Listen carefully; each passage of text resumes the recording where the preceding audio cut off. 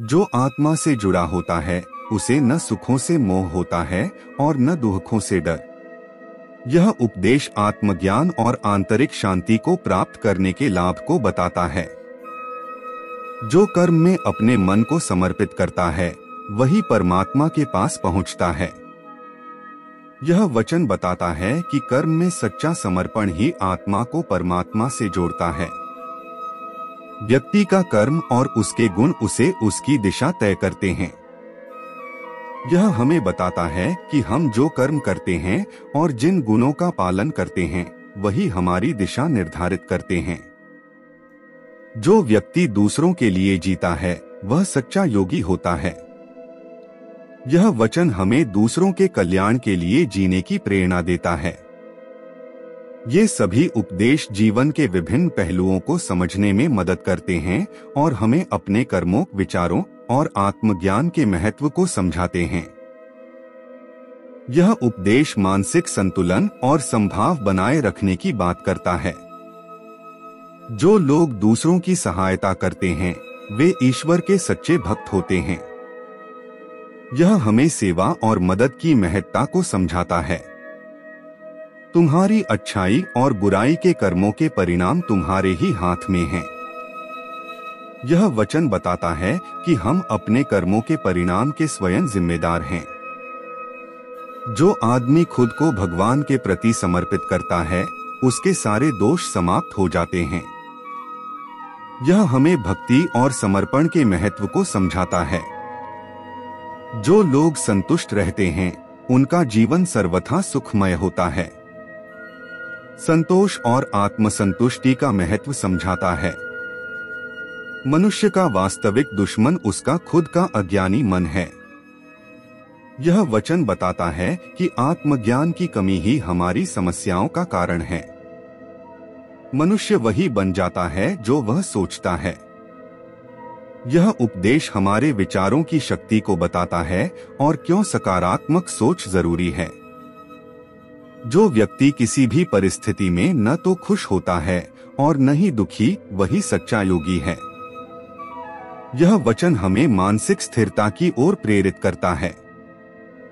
ज्ञान से अज्ञानता दूर होती है और सत्य का बोध होता है।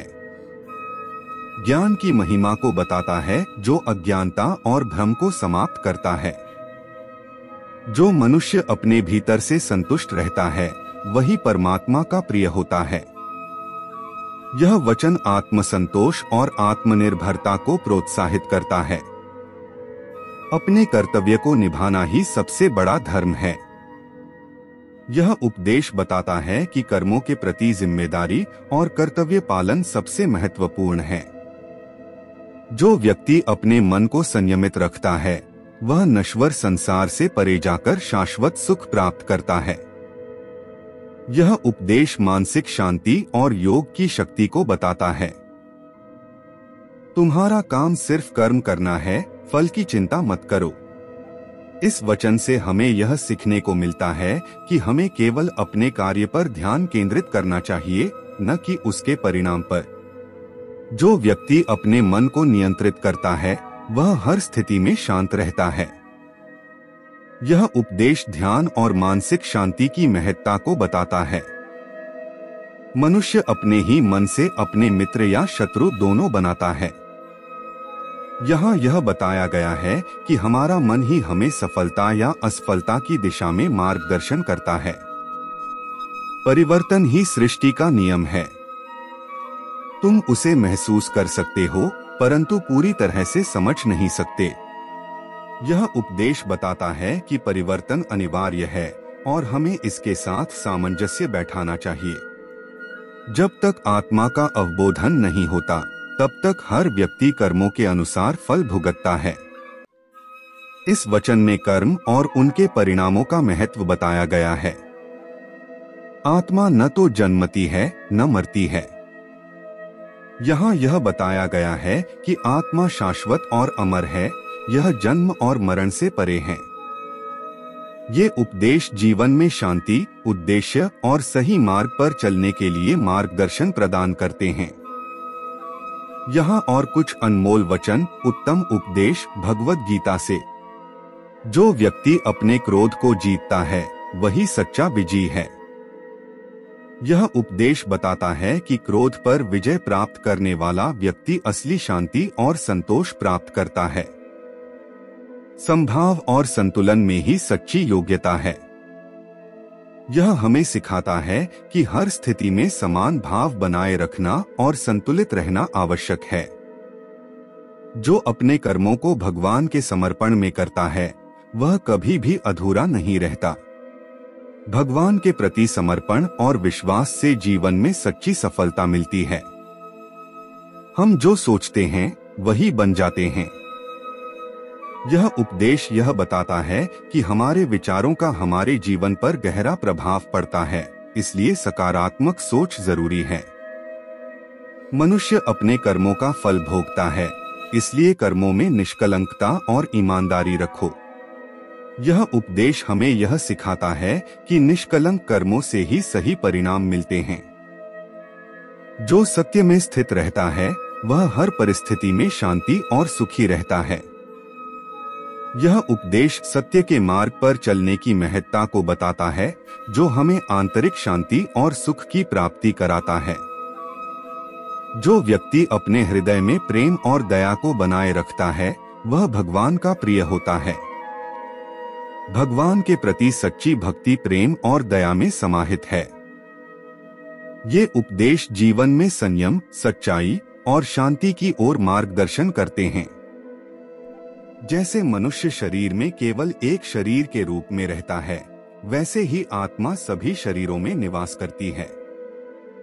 यह उपदेश बताता है कि आत्मा शाश्वत है और सब में समान रूप से उपस्थित है। तुम्हें कर्म करने का अधिकार है, लेकिन कर्म के परिणामों पर नहीं। यह हमें यह सिखाता है कि हमें अपने कर्मों में ईमानदारी और पूरी लगन से काम करना चाहिए, परिणामों के बारे में चिंतित नहीं होना चाहिए। जो लोग अपने मन और इंद्रियों पर नियंत्रण रखते हैं वे ही सच्चे योगी होते हैं। इस वचन में योगी बनने के लिए आत्मनियंत्रण की आवश्यकता को बताया गया है। जब मनुष्य परमात्मा से प्रेम करता है तब वह सभी जीवों में परमात्मा को देखता है। यह वचन प्रेम और भक्ति के महत्व को दर्शाता है। किसी भी स्थिति में न तो खुश रहना और न ही उदास होना ही योग है। यह उपदेश मानसिक संतुलन और समभाव बनाए रखने की बात करता है। जीवन में समृद्धि और सफलता प्राप्त करने के लिए इन चीजों को छोड़े और इनको पकड़े। जीवन वही देता है जो आप उससे मांगते हैं, और जब आपको वह चीज मिल जाती है तब उसकी कोई कद्र नहीं होती है। भगवान कृष्ण ने गीता में बताया है कि सफलता प्राप्त करने के लिए जीवन में कुछ बदलाव। भगवद गीता में श्री कृष्ण कहते हैं, हमारी सफलता केवल हमारे कर्म पर निर्भर है। जीवन में हमेशा हमें कुछ न कुछ चाहिए ही होता है। यह हमारी प्रकृति है। अब इन सब आशाओं और महत्वाकांक्षाओं को पूरा करने के लिए कर्म तो हमें करने ही पड़ते हैं। अब आप कर्म किस भाव से करते हैं यह आप पर निर्भर है। आपके कर्म के पीछे जो भावना होती है वह आपके संतोष का सबसे बड़ा कारण बन सकती है। भगवान श्री कृष्ण हमें बताते हैं कि इस जीवन में कर्म से बचना असंभव है। अब कर्म आपके मन को भाने वाले हों या आपके मन को जलाने वाले हों, मनुष्य जीवन की नीति कर्म है। जीवन का आधार कर्म है। अगर आप मोह में बंधकर कर्म करने से मना कर देंगे तो परिस्थितियां ऐसी हो जाएंगी कि वे आपसे वही कर्म कराकर रहेंगी। यह वैसी ही बात है जब अर्जुन कुरुक्षेत्र के महायुद्ध के बीचों बीच अपने अस्त्र डाल देते हैं, क्योंकि कुछ क्षणों के लिए अर्जुन इस मोह में बंध जाते हैं कि अस्त्र उठाने से वह अपने कुल का, अपने संबंधियों का विनाश रचेंगे। तब शायद अर्जुन को कर्म में न संतोष मिल रहा था और न आनंद। इस अवस्था में भगवान श्री कृष्ण पार्थ को बताते हैं कि अगर हम कर्म से मुंह मोड़ लेंगे तो इसका अर्थ यह नहीं कि हम वह करने से बच जाएंगे। कर्म से आप केवल तब बच सकते हैं जब आप उसको करके उसे पूरा करें। अब यह आप पर है कि आप अपने कर्म को धर्म समझकर करें या बोझ समझकर। आपके कर्म को आप कौन सी भावना से करते हैं वह पूर्ण रूप से आप पर है, लेकिन करना तो पड़ेगा, इस तरह या उस तरह। देखिए, बोझ समझकर करेंगे तो जीवन भारी और कठोर लगेगा। धर्म समझकर करेंगे, सेवा भाव से कर्म करेंगे तो ऐसा लगेगा कि आपके हाथों भला हो रहा है। यह ऐसी ही बात है कि आप जो सेब या अनार या संतरा खाते हैं वह इसलिए खा पाते हैं क्योंकि दूर किसी माली ने अपना कर्म किया था। जैसे उसके कर्म का फल आप खा रहे हैं, वैसे ही आपके कर्म से किसी और को कोई सहायता मिल जाएगी।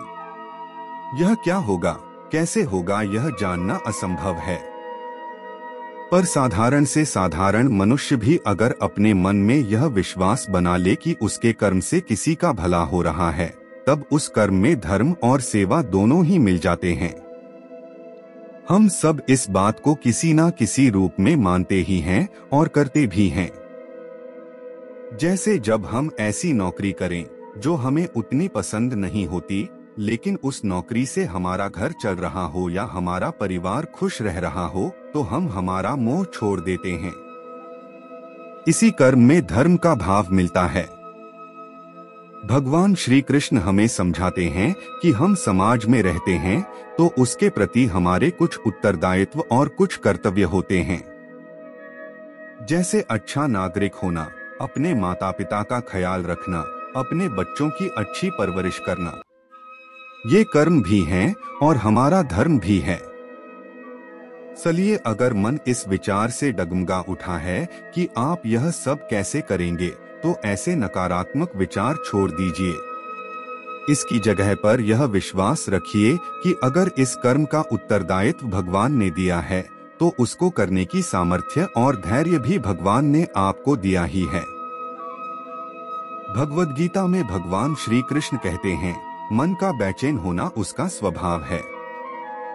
हमारे मन को लगता है कि अगर वह अलग अलग बातों के बारे में सोचता रहेगा तो हमें आने वाली हर मुश्किल और मुसीबत से बचा लेगा, पर ऐसा होता नहीं है। हम अपने जीवन का काफी अधिक समय सोच विचार करके परेशान होने में निकाल देते हैं।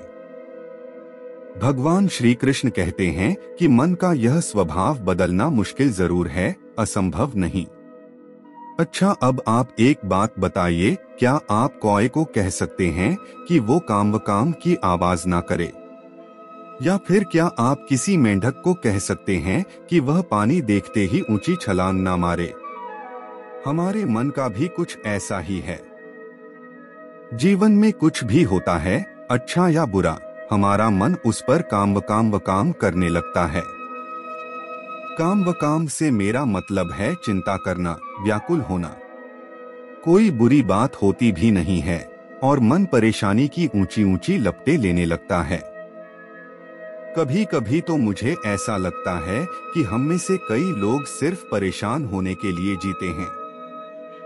सारी परेशानी, पीड़ा, दुविधा अक्सर हमारी मन की बनाई हुई कहानियां होती हैं।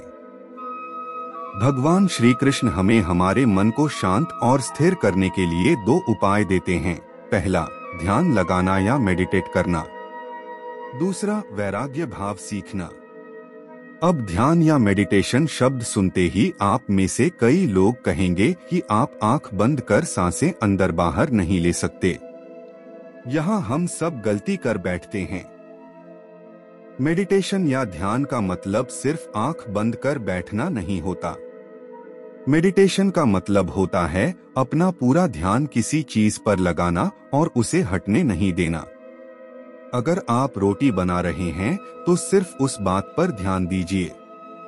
अगर आप पिक्चर देख रहे हैं तो अपना पूरा ध्यान पिक्चर पर लगाएं। यह मत सोचिए कि पिक्चर देखकर आप अपना कितना वक्त बर्बाद कर रहे हैं।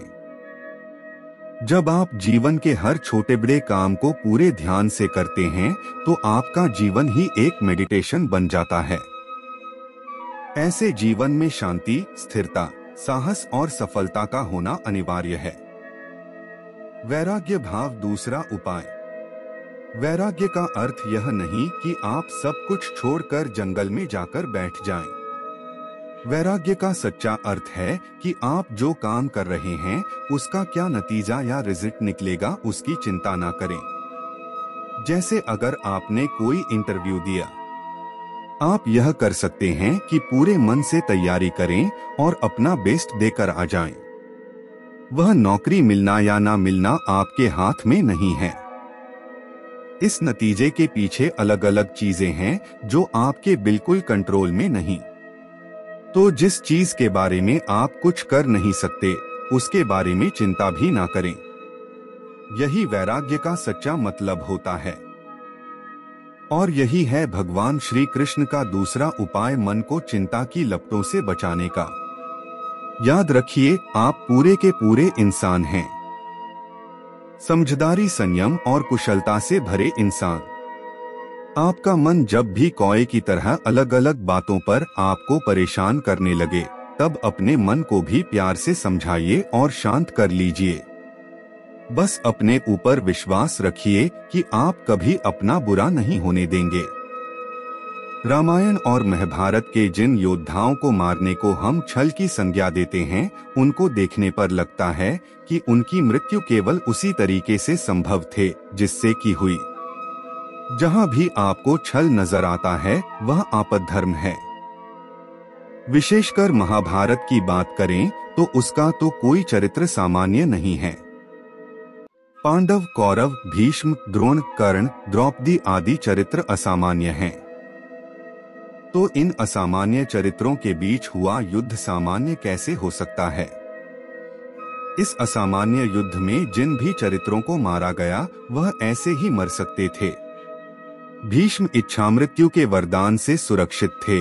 द्रोण और कर्ण धनुष हाथ में रहते अजय थे। इनकी मृत्यु के लिए कुछ ऐसे समाधान निकाले गए जो उस समय की परिस्थिति के अनुकूल थे। जब भीष्म जैसे धर्म के प्रतीक अधर्म के पक्ष में खड़े हों, तो कुछ ऐसा सोचना पड़ता है जो पहले कभी सोचा न गया हो। अब एक और पक्ष देखें। भीष्म यदि चाहते तो शिखंडी के आने पर भी युद्ध कर सकते थे। कौन उन्हें रोकने वाला था? इसका अर्थ निकलता है कि वह स्वयं ही अपनी मृत्यु का कोई उपाय निकलना चाहते थे। द्रोण के लिए यह कोई आवश्यक नहीं था कि वह अपना धनुष रख दें, बल्कि अपने पुत्र की मृत्यु का समाचार सुनने पर तो उन्हें और भी उग्र हो जाना चाहिए था, पर ऐसा नहीं हुआ। क्या कर्ण बिना रथ के युद्ध करने का प्रयास नहीं कर सकते थे? आखिर क्यों वह रथ के पहिए को निकलने का प्रयास करते रहे? शास्त्रों में सब बातें स्पष्ट नहीं कही जाती, लेकिन इसका अर्थ यह नहीं कि हम इन घटनाओं का अनुकरण करके धर्म के स्थापित सिद्धांतों का अनादर करने लगें। भीम ने प्रतिज्ञा की थी कि वह दुर्योधन की जंघा तोड़ेगा और गदायुद्ध का नियम है कि वह जंघा से नीचे जाता नहीं। तो इनमें से कौन सा नियम टूटेगा यह परिस्थिति पर निर्भर करेगा। लेकिन आज कोई सामान्य स्थिति में भी इसका अनुकरण करके बेईमानी करके किसी खेल जैसे बॉक्सिंग को जीतने का प्रयास करे तो यह शास्त्र ज्ञान का दुरुपयोग ही होगा। मैंने महाभारत सीरियल में समय के द्वारा कही गई एक बात पर ध्यान दिया जो इस उत्तर के काम की है। अतीत के कोष से कुछ निकलना बहुत जोखिम का काम है। यह कथाएं सामान्य उपन्यास नहीं है। इनमें आध्यात्मिक रहस्य भरे पड़े हैं। इनका अध्ययन सावधानी पूर्वक होना चाहिए और जो भी इनसे सीखा जाए वह सामान्य धर्म के विरुद्ध न हो। श्री कृष्णा को लोग छल करने वाला कहते हैं, पर ऐसा नहीं है। वह केवल वही करते हैं जो किया जाना चाहिए। वह अधर्म है या धर्म है, यह हमारी सीमित बुद्धि तय करती है। मन को नियंत्रित करना एक दिन का काम नहीं है, बल्कि इसके लिए नियमित और व्यवस्थित साधना की आवश्यकता होती है। जब यह नियंत्रित हो जाता है तो अंदर से ऐसा महसूस होता है जैसे कि परमात्मा की प्राप्ति हो गई है। आपका शरीर एक हथियार है और इसे अधिक मजबूत बनाने पर विचार करना चाहिए। आप केवल अपने मन और शरीर को मजबूत बनाने का विचार कीजिए, इससे आप जीवन के महासागर को पार करने में सक्षम होंगे। अपने आप में एक मजबूत विश्वास आपको धार्मिक बनाएगा। इससे आपको काफी खुशी का आभास होगा और आपका मन नियंत्रित रहेगा। मन को नियंत्रित में रखें, क्योंकि मन एक झील की तरह है, इसलिए इसमें गिरने वाला हर एक पत्थर लहरों को जन्म देगा। ये लहरें नहीं देखती हैं कि हम क्या हैं। चुपचाप बैठो और मन को भटकने दो जहां वह जाना चाहता है। परंतु आप अपने आप पर एक दृढ़ विश्वास रखें कि आप अपने मन को सभी यादृच्छिक दिशाओं में देख रहे हैं। अब भगवान से मिलाप करने की कोशिश करें, लेकिन सभी संसारिक मोह माया या रिश्तों को त्याग कर। कुछ समय बाद आप देखेंगे कि आपका मन शांत झील की तरह शांत हो रहा है। यह मन की भटकने की गति को धीमा कर देगा। प्रत्येक दिन इसकी साधना करें और अपने आप को पहचानें। समय के साथ साथ आपका मन आपके नियंत्रण में होगा। मन को प्रफुल्लित लेकिन शांत रहने दें। कभी भी इसे ज्यादा न भटकने दें, क्योंकि इससे ध्यान भ्रमित होगा। ध्यान का अर्थ है कि आपने अपने मन पर काबू कर लिया है। वह मन सभी आने वाली विचार तरंगों और दुनिया भर की मोहमाया से निजात दिलाता है। इससे आपकी चेतना का विस्तार होता है। हर बार जब आप ध्यान करेंगे तो आप अपने विकास के पथ पर अग्रसर होंगे। हमें इस अस्थिर मन पर नियंत्रण पाना होगा और इसे भटकने से रोककर एक विचार पर केंद्रित करना होगा। इसे बार बार और कई बार किया जाना चाहिए। इच्छा शक्ति के द्वारा हमें अपने मन को काबू करना चाहिए और इस पर नियंत्रण पाकर ईश्वर की महिमा की स्तुति करें। इससे मन के निरंतर नियंत्रण का प्रवाह स्थिर हो जाता है, क्योंकि जब आप दिन प्रतिदिन साधना करते हैं तो मन निरंतर एकाग्रता की शक्ति प्राप्त कर लेता है। मन को एकाग्र करने से पहले मन को समझना होगा कि वो भाग किस ओर रहा है। क्योंकि विधियां बहुत सारी है, लेकिन हर विधि हर किसी पर लागू नहीं होती। इसलिए कुछ करने से पहले समझना बहुत जरूरी है। अगर आप शुरुआत कर रहे हैं, अगर आपको यह बात अभी कुछ समय पहले ही समझ आई है कि मन को एकाग्र करना जरूरी है, तो सबसे आसान तरीका है आप योग निद्रा करना शुरू करें। यह बिल्कुल आसान तरीका है। इससे सरल और आसान तरीका अभी तक इस दुनिया में कोई नहीं है। योग निद्रा पीठ के बल लेटकर की जाती है। यह एक गाइडेड मेडिटेशन तकनीक है। अच्छी बात यह है कि इसके रिजल्ट्स बहुत जल्द मिलते हैं और कई बार तुरंत भी मिल जाते हैं। अगर आप कई तरीके आजमाने के बाद भी एकाग्र नहीं हो पा रहे हैं, इस कंडीशन में भी आपको योग निद्रा तो करनी ही चाहिए। योग निद्रा के साथ त्राटक भी करना चाहिए। त्राटक और योग निद्रा का कॉम्बिनेशन एक हफ्ते में ही आपके अंदर एकाग्रता पैदा कर देगा, ऐसा मेरा व्यक्तिगत अनुभव है। अब तक हजारों साधकों को इस कॉम्बिनेशन से फायदा पहुंचा चुका हूं। अकेली एकाग्रता खतरनाक है। याद रखिए, मन अगर केवल एकाग्र हुआ और शुद्ध नहीं हुआ तो यह स्थिति बेहद खतरनाक हो सकती है।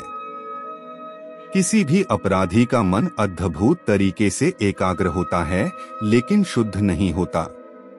इसलिए सावधान रहना होगा कि एकाग्रता केवल अच्छे विचारों को नहीं, बुरे विचारों को भी उतनी ही अहमियत देती है।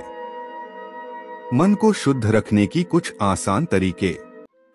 कर्म योग यानी निस्वार्थ सेवा का हर हफ्ते नियम बना लीजिए।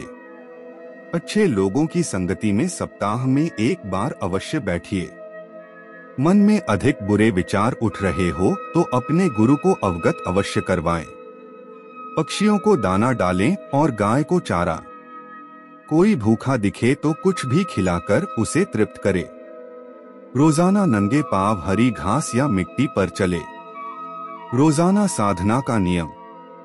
ध्यान साधना करने का रोजाना का नियम बनाएं। अगर किसी दिन अत्यधिक व्यस्त भी हो तो कुछ समय केवल प्रार्थना के लिए अवश्य निकाले। रोजाना साधना का नियम अद्भुत सफलता दिलवाता है। जीवन में एकाग्रता बेहद जरूरी है। मन भटकाव का ही दूसरा नाम है, इसलिए मन को भटकने से रोकने को जरूरत नहीं है।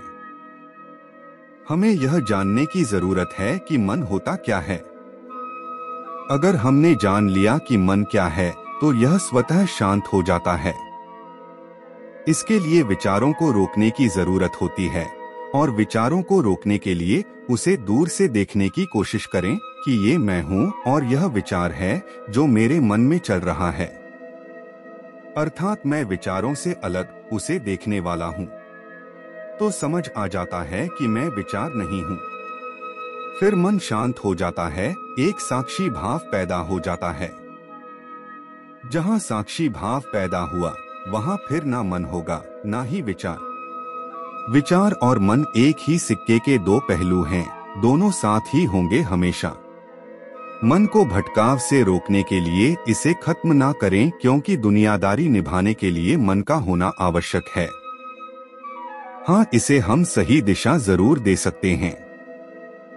इसके लिए ध्यान करें, यह सबसे बेहतर तरीका है मन के भटकावों को रोकने का।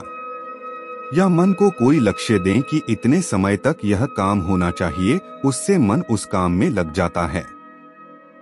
जीवन में समझौता करना सीखें, हमेशा मन के अनुसार ना चले। जैसे मन करे कि आज पनीर पकोड़ा खाना है तो आप कोई दूसरी बात सोच लें कि आजकल पनीर अच्छा नहीं मिलता।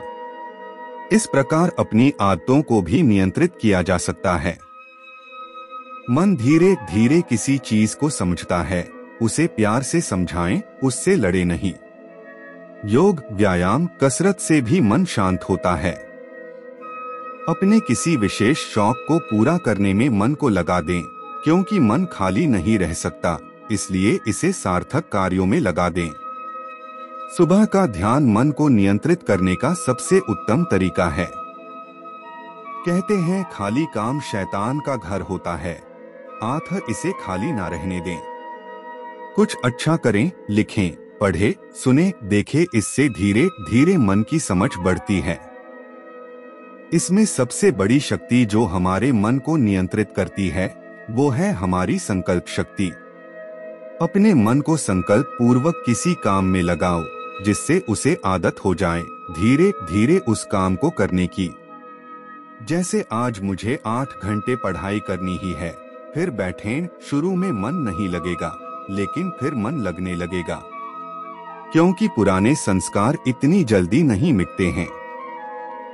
खुद को सकारात्मक आत्म सुझाव दें, जैसे मेरा मन हमेशा शांत रहता है। इस प्रकार अपने मन को भटकावों से दूर किया जा सकता है। देखिए, जीवन पानी की तरह साफ है, लेकिन जैसे हम इसमें गंदी चीज डालते रहेंगे तो पानी भी गंदा होगा ही। मन भी भगवान पानी की तरफ साफ सुथरा करके भेजता है, लेकिन जैसे ही हम दुनिया में आते हैं तो गंदगी से सामना करना ही पड़ता है। बात करें मन भटकने की तो काफी बार मेरे साथ ऐसा हुआ है। अच्छे बुरे विचारों की गुतमगुथी में बुरे विचार आगे निकल जाते हैं, लेकिन उस समय भगवान का ध्यान और जिंदगी को थोड़ा रिवर्स गियर में परिवार की तरफ मोड़ देता हूँ, तो अब ठीक हो जाता है। अभ्यास और वैराग्य ही दो तलवार है जिससे आप अपने मन को हमेशा रोकने में सक्षम होंगी।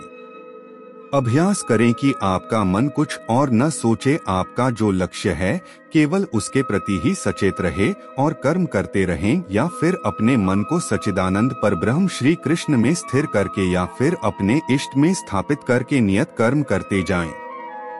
आपका सदैव भला होगा। वैराग्य जैसे एक वैरागी के लिए हर चीज फालतू है, एक ईश्वर को छोड़ के हर चीज से वो मोह और प्रेम से अनुरूप हैं, ठीक वैसे ही आप अपने मन को समझाएं कि एक अपने लक्ष्य को छोड़ के उसको और कुछ न दिखाई दे, न कुछ सुनाई दे, न कुछ बोले, न कुछ छुए। और मन आपका ऐसा सोचेगा ही, मेरा भी सोचता है, हर किसी का ही सोचता है, ये हमारे हाथ में अभी नहीं, लेकिन जब बार बार आप इस पर अभ्यास और वैराग्य का तलवार चलाएंगी तो आप देखेंगी कि मन अब आपका सेवक बन चुका है और आप उसकी स्वामिनी। कयों की मन तो अर्जुन जैसे धर्मात्मा का भी वश में नहीं रहा, जो अपने भक्ति में इतना समर्थ रखता था कि तीनों लोकों के स्वामी उसका सारथी बनकर बैठे हैं। वो बोल रहा है कि वायु पर एक समय कब्जा किया जा सकता है, मन पर नहीं, लेकिन हर चीज अपने नियति पर होता है। अगर अर्जुन उस समय नहीं भटकते तो आज गीता का ज्ञान नहीं आता। यही बात समझ के बस नीति को समझ के कृष्ण में स्थापित करें, क्योंकि जब अर्जुन जैसे धर्मात्मा का मन काबू में नहीं हो पाया तो हम तो लेश मात्र हैं। हाँ, लेकिन अर्जुन की भक्ति कृष्ण में अटल थी। आपने स्वयं अपने मन को व्यस्त रखा हुआ है। आपका मन कोई मशीन नहीं है कि जब चाहे ऑन ऑफ कर दिया जाए। आपके जीवन के लक्ष्य, आपकी इच्छाएं, आपकी जिम्मेदारियों में उलझे आपके मन में सदैव इन्हीं से संबंधित विचार रहते हैं। अब आप चाहते हैं कि कुछ देर बैठकर मन को शांति दी जाए। ये वास्तव में बड़ी अच्छी बात है, किंतु समस्या यह है कि आपके मन से कुछ देर के लिए ये चीजें निकालना बहुत मुश्किल है। यदि मुश्किल ना होता तो ना जाने कितने लोग इस मन को शांति देने के लिए अपना घर बार छोड़कर न निकल पड़ते। हम जब भी कुछ इच्छा अपने मन में व्यक्त करते हैं अथवा अपना कोई भौतिक लक्ष्य निर्धारित करते हैं, हमारा मन उसे पूरा करने के उपाय खोजने लगता है। उम्र के साथ साथ हमारी इच्छाएं बदलती रहती हैं, किंतु कम नहीं होती। इसीलिए हमारा मन भी इन्हीं इच्छाओं की पूर्ति हेतु दौड़ता रहता है। मन को शांत रखने का उपाय है अपनी इच्छाओं से मुक्ति। अब सांसारिक मनुष्य के लिए अपनी इच्छाओं से मुक्त हो पाना लगभग असंभव है, किंतु इतना प्रयास अवश्य किया जा सकता है कि अपने मन को इन इच्छाओं का गुलाम ना बनाया जाए। आप आरंभ कर सकते हैं यह सोचकर कि हमें ईश्वर ने क्या कुछ दिया है।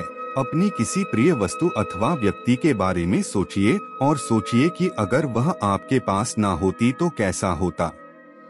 जो ईश्वर ने दिया है उसके प्रति आभार प्रकट कीजिए। इससे मन को जरूर शांति मिलेगी और आपको ध्यान लगाने में सहजता महसूस होगी। ईश्वर आपका भला करें।